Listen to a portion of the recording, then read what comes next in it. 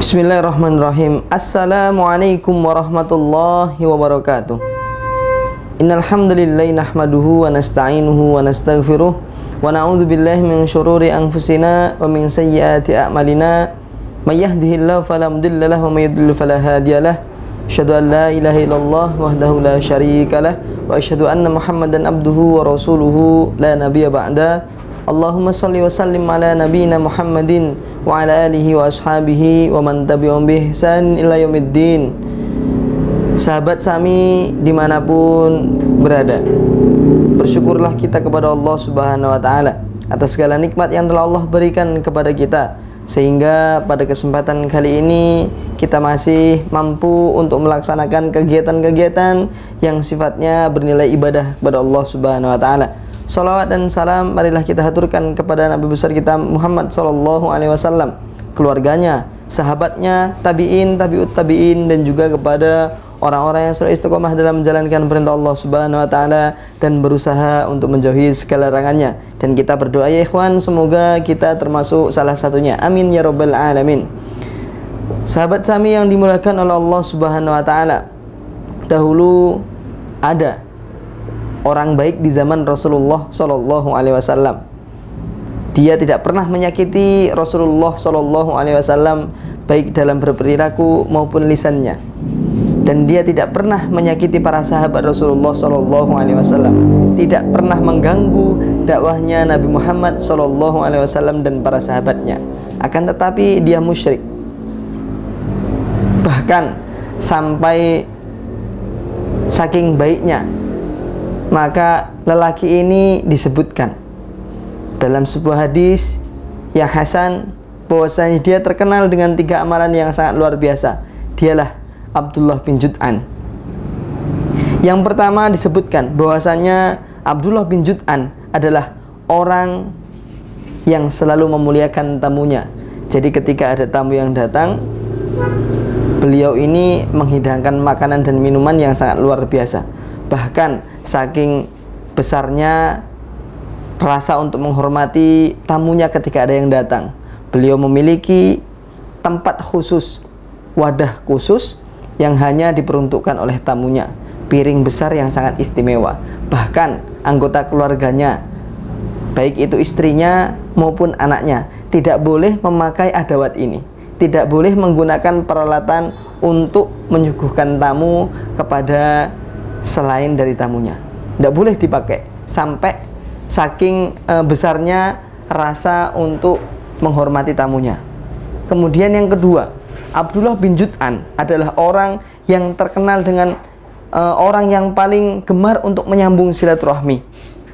Ketika sahabat-sahabat yang lainnya memiliki amalan khusus, namun dia ini selalu menyambung tali silaturahmi, sebagaimana kita mengetahui bahwasanya banyak sekali tentang keutamaan pahala daripada orang yang menyambung tali silaturahmi. Dan yang ketiga, amalan yang ketiga, khonifuddin azanillahu ayyakum, sahabat Sami yang dimuliakan oleh Allah Subhanahu wa taala, Abdullah bin Jud'an adalah orang yang paling suka menolong kepada sesama. Suatu ketika Abdullah bin Jud'an meninggal dunia. Sahabat Sami yang dimuliakan Allah Subhanahu wa taala, perlu diketahui saking baiknya Abdullah bin Jud'an kepada para sahabatnya, bahkan kebaikannya ini saking baiknya Ibunda Aisyah radhiyallahu anha juga terkenang bagaimana Abdullah bin Jud'an ini saking baiknya kepada para sahabat Nabi.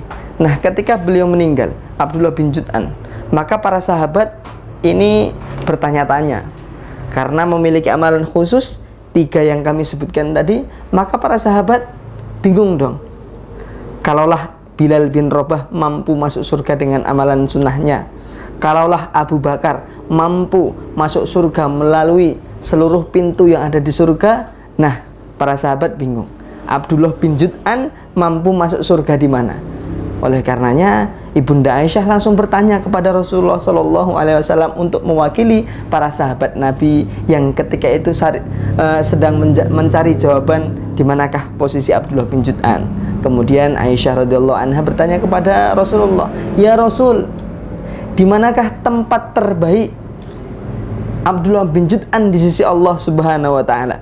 Maka Rasulullah sallallahu alaihi wasallam dengan singkat berkata, innahu finnar, sesungguhnya Abdullah bin Jud'an di nerakanya Allah Subhanahu wa taala.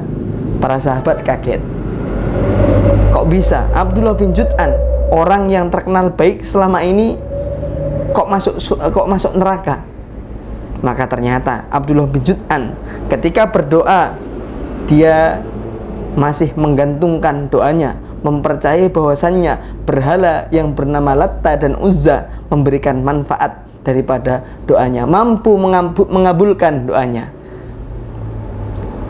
Sahabat Sami yang dimuliakan oleh Allah Subhanahu wa taala,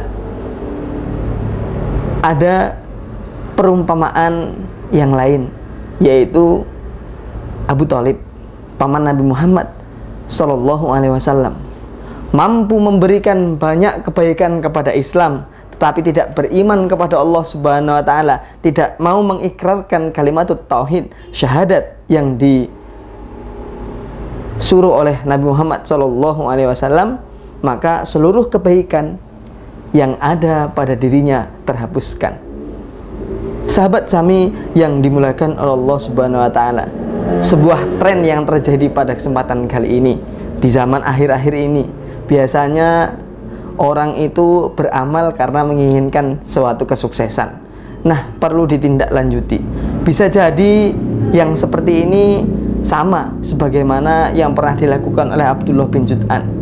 Sudah banyak beramal, namun ketika itu ternyata tidak langsung amalan ini diperuntukkan oleh Allah Subhanahu wa taala bisa mampu membakar semua amalan yang telah dikerjakan. Inilah yang disebut dengan kalimat syirik. Karena sebab syirik itu bermacam-macam.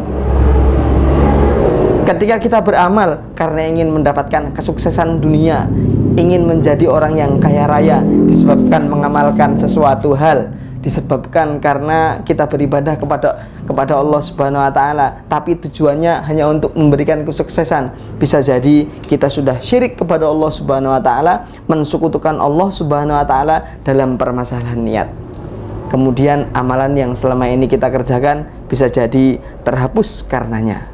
Ingat ya ikhwan, ingat sahabat Sami yang dimuliakan oleh Allah Subhanahu wa taala, jikalau kayu itu dia mampu habis karena dimakan rayap,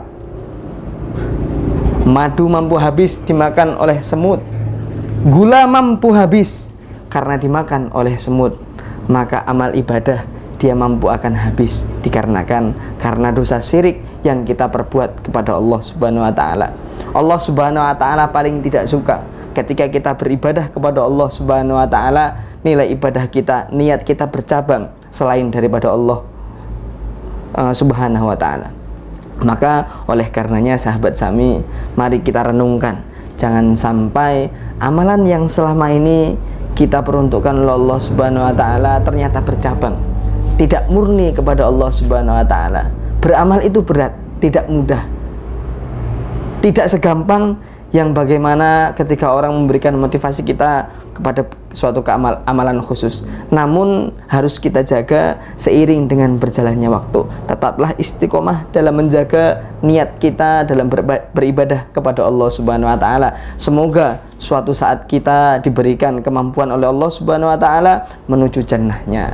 Demikian yang dapat kami sampaikan, lebih kurangnya kami mohon maaf yang sebesar-besarnya. Semoga sahabat Sami yang ada di mana saja diberikan kesehatan oleh Allah Subhanahu wa taala dan dimudahkan dalam segala urusan. Billahi taufiq, wassalamualaikum warahmatullahi wabarakatuh.